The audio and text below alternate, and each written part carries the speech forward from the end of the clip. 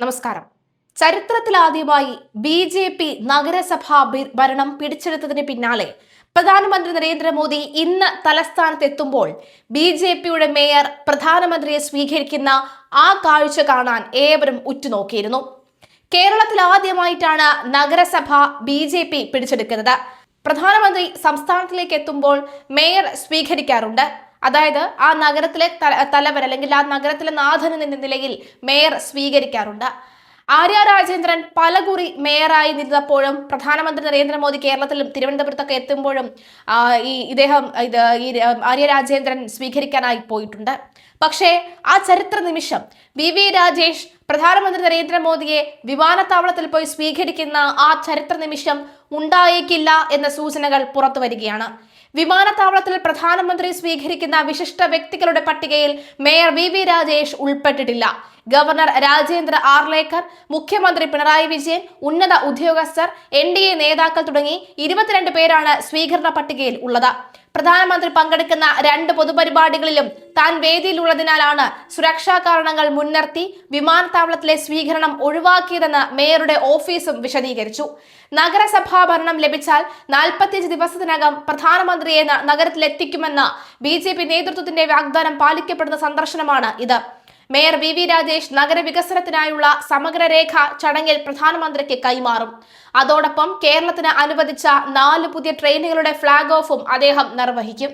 തിരുവനന്തപുരം താമ്പരം, തിരുവനന്തപുരം ഹൈദരാബാദ്, നാഗർകോവിൽ മംഗളൂരു എന്നീ അമൃത് ഭാരത് ട്രെയിനുകളും ഗുരുവായൂർ തൃശൂർ പാസഞ്ചറുമാണ് പ്രധാനമന്ത്രി നാടിന് സമർപ്പിക്കുന്നത്. BJP മേയർ മോദിയെ സ്വീകരിക്കുമെന്നായിരുന്നു പ്രചരണം.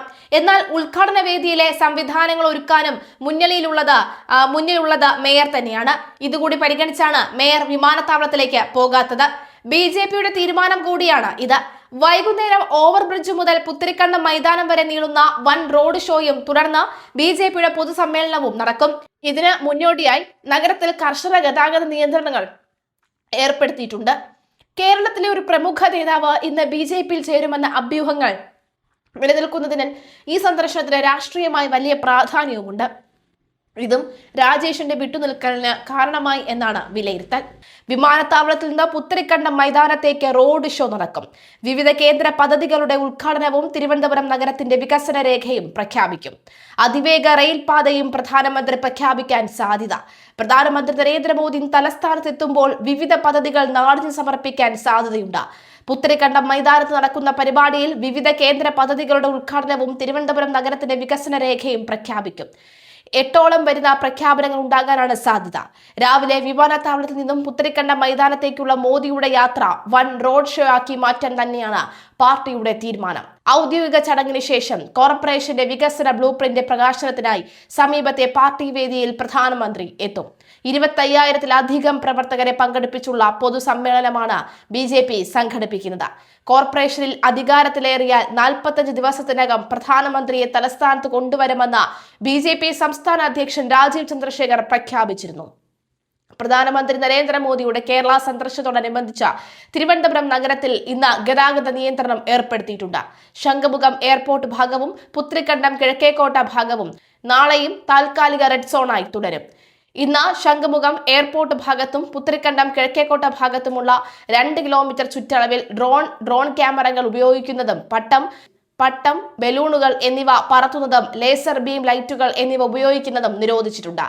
തിരുവനന്തപുരം നഗരത്തിലേക്ക് കടന്നുവരുന്ന എല്ലാ വാഹനങ്ങളും നഗര അതിർത്തിയിൽ കർശന സുരക്ഷാ പരിശോധനയ്ക്ക് വിധേയമാക്കുമെന്ന് സിറ്റി പോലീസ് കമ്മീഷണർ അറിയിച്ചു.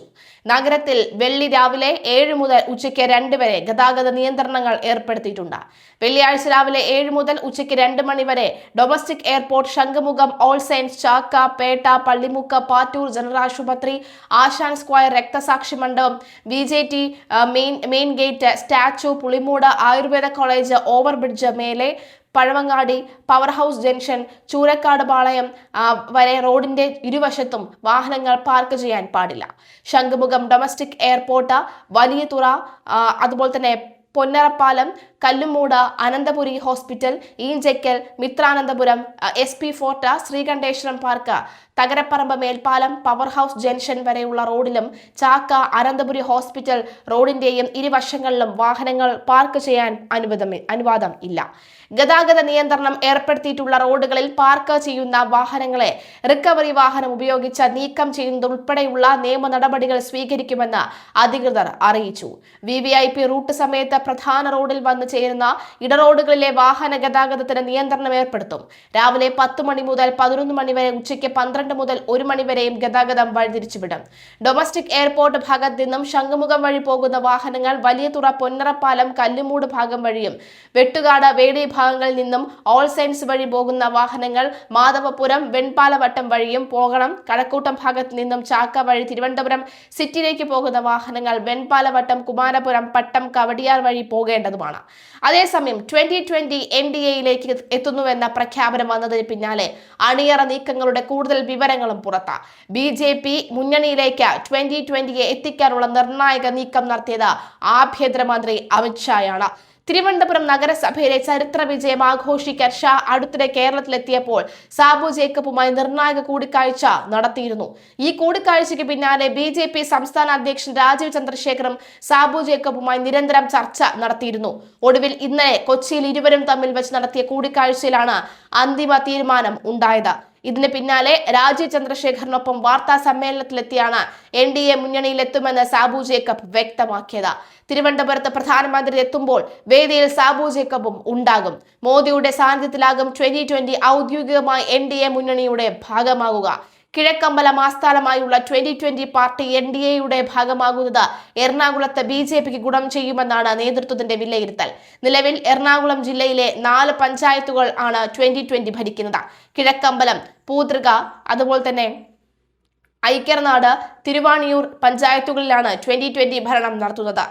കഴിഞ്ഞ തവണ ഭരണമുണ്ടായിരുന്ന 2 പഞ്ചായത്തുകൾ ഇക്കുറി നഷ്ടമായിരുന്നു. കുന്നത്തൂർനാട്, മഴുവന്നൂർ പഞ്ചായത്തുകൾ ഇത്തവണ UDF പിടിച്ചെടുത്തത് 2020ക്ക് വലിയ ക്ഷീണമായിരുന്നു. 2020യെ അപേക്ഷിച്ച് 2025 തദ്ദേശ തെരഞ്ഞെടുപ്പിൽ 2020ക്ക് വലിയ നഷ്ടമുണ്ടായിരുന്നു. കുന്നത്തുനാട്ടിലടക്കം ചില പഞ്ചായത്തുകളിൽ UDFും LDFും 2020ക്കെതിരെ ഒന്നിച്ച് മത്സരിച്ചിരുന്നു. ഈ നീക്കത്തെ പ്രതിരോധിക്കാനാണ് BJP പാളയത്തിലേക്ക് പാർട്ടി എത്തുന്നത് എന്നാണ് വ്യക്തമാകുന്നത്. BJP ആകട്ടെ കേരളത്തിൽ ആസന്നമായ നിയമസഭാ തെരഞ്ഞെടുപ്പിൽ വലിയ മുന്നേറ്റം ലക്ഷ്യമിട്ടുള്ള നീക്കത്തിലുമാണ്. BJPക്കൊപ്പം നിന്നുള്ള പരീക്ഷണം പാളിയാൽ 2020 എന്ന രാഷ്ട്രീയ പാർട്ടി തന്നെ അപ്രസക്തമാകും. എറണാകുളം ജില്ലയിലെ 4 പഞ്ചായത്തുകളിൽ മാത്രം ഭരണമുള്ള ഒരു ചെറിയ പാർട്ടി മാത്രമാണ് സാബു ജേക്കബിന്റെ 2020. ഇക്കഴിഞ്ഞ തദ്ദേശ തെരഞ്ഞെടുപ്പിലുണ്ടായ അപ്രതീക്ഷിത തിരിച്ചടിയോടുകൂടിയാണ് BJP മുന്നണിയുടെ ഭാഗമാക്കുക മാത്രമായിരുന്നു സാബുവിന് മുന്നിലുള്ള ഏക സാധ്യത. സ്വന്തം പാർട്ടിയുടെ രാഷ്ട്രീയ നിലനിൽപ്പിന് നിയമസഭാ തെരഞ്ഞെടുപ്പിൽ എറണാകുളത്തെ ഏതെങ്കിലും മണ്ഡലത്തിൽ മത്സരിക്കുമോ എന്നാണ് ഇനി അറിയാനുള്ളത്. തലസ്ഥാന നഗര വികസന പദ്ധതിയുടെ പ്രഖ്യാപനത്തിനായി പ്രധാനമന്ത്രി നരേന്ദ്രമോദി തിരുവനന്തപുരത്ത് എത്തുമ്പോൾ BJP ഭരണം പിടിച്ച തിരുവനന്തപുരത്തിന്റെ ബ്ലൂ പ്രിന്റ് വഴി മിഷൻ കേരളമാണ് ലക്ഷ്യം. മാത്രമല്ല, ആദ്യമായി കേരളത്തിൽ BJPയുടെ ഒരു മേയർ ആദ്യമായി അങ്ങനെ കേരളത്തിലെത്തുന്ന പ്രധാനമന്ത്രി നരേന്ദ്രമോദിയെ സ്വീകരിക്കാനായി വിമാനത്താവളത്തിലെത്തുകയാണ്. മുൻ മേയർ കൂടിയായ ആര്യ രാജേന്ദ്രൻ കുത്തിപ്പറഞ്ഞിരുന്നു, പ്രധാനമന്ത്രി നരേന്ദ്രമോദി എത്തുമ്പോൾ BJPയുടെ ഒരു മേയർ അവിടെ ഉണ്ടാകും സ്വീകരിക്കാനെന്ന് പറയുന്നു. BJPയൊക്കെ എന്നിനി ജയിച്ചു കയറാനാണ്, അതൊക്കെ അവരുടെ വ്യാമോഹമല്ലേ എന്ന് പറഞ്ഞിരുന്നു. അതേ ആരുടെ മുന്നിലിട്ട് തന്നെയാണ് ഇപ്പോൾ ഇതാ ഈ കാഴ്ച നിങ്ങൾ കാണുക എന്ന് ഉറക്കെ അവർ പ്രഖ്യാപിക്കുന്നത്. തിരുവനന്തപുരം കോർപ്പറേഷൻ ഭരണം നേടിയാൽ 45 ദിവസം എണ്ണിക്കൊണ്ട് 45 ദിവസത്തിനുള്ളിൽ വരുമെന്ന് പറഞ്ഞാൽ വന്നിരിക്കും. ഭരണം പിടിച്ചതിന് പിന്നാലെ വാക്ക് പാലിച്ചെത്തുന്ന മോദിയുടെ വമ്പൻ പ്രഖ്യാപനങ്ങൾ തലസ്ഥാനത്തുണ്ടായേക്കുമെന്ന് തന്നെയാണ് പ്രതീക്ഷ. വികസിത തിരുവനന്തപുരത്തിന്റെ ബ്ലൂ പ്രിന്റ് പ്രധാനമന്ത്രി പുറത്തിറക്കുമ്പോൾ ഏറ്റവും ശ്രദ്ധയോടുകൂടി കേരളം അത് കേൾക്കും. വരാൻ പോകുന്ന മറ്റ് സംസ്ഥാനങ്ങളിലും കോർപ്പറേഷൻ പിടിച്ചെടുക്കാൻ ഇതൊരു തുടക്കമായിരിക്കും. കേരളത്തിൽ നിന്നുള്ള അമൃത് ഭാരത് റെയിൽ സർവീസ് അന്നേ ദിവസം പ്രധാനമന്ത്രി ഫ്ളാഗ് ഓഫ് ചെയ്യും. തലസ്ഥാനത്ത് പുതിയ കേന്ദ്ര പദ്ധതികൾ, സ്മാർട്ട് സിറ്റിയുടെ അടുത്ത ഘട്ടം, മാലിന്യ സംസ്കരണത്തിനുള്ള ബൃഹത് സംരംഭം, വിഴിഞ്ഞം തുറമുഖം കണക്ട് ചെയ്തുള്ള വികസന കോറിഡോർ അടക്കം പ്ലാനിലുണ്ടെന്നാണ് സൂചന. ഇന്ന് പുത്തരിക്കണ്ട മൈതാനത്താണ് പരിപാടി. ആദ്യം അമൃത് ഭാരത് സർവീസുകൾ ഉൾപ്പെടെ 4 പുതിയ ട്രെയിനുകളുടെ ഫ്ളാഗ് ഓഫ്. പിന്നാലെ BJPയുടെ പൊതുസമ്മേളനം വമ്പൻ വിജയമാകുമെന്ന് BJP സംസ്ഥാന ജനറൽ സെക്രട്ടറി S. സുരേഷ് പറയുന്നു. തദ്ദേശ തെരഞ്ഞെടുപ്പിലെ വിജയികളെ മോദി അഭിസംബോധന ചെയ്യും. പ്രധാനമന്ത്രിക്ക് മുമ്പേ എത്തിയ അമിത്ഷാ സംസ്ഥാന BJPക്ക് മുന്നിൽ വെച്ചത് മിഷൻ 2026 ആണ്. പ്രധാനമന്ത്രി കൂടിയെത്തുന്നതോടെ തെരഞ്ഞെടുപ്പ് ഒരുക്കങ്ങൾ BJP സജീവമാക്കും. സ്വാമിയെ ശരണമയ്യപ്പ എന്ന ശരണം വിളിച്ചുകൊണ്ട് തന്നെയായിരിക്കും പ്രധാനമന്ത്രിയുടെ പ്രസംഗം ആരംഭിക്കുന്നത്.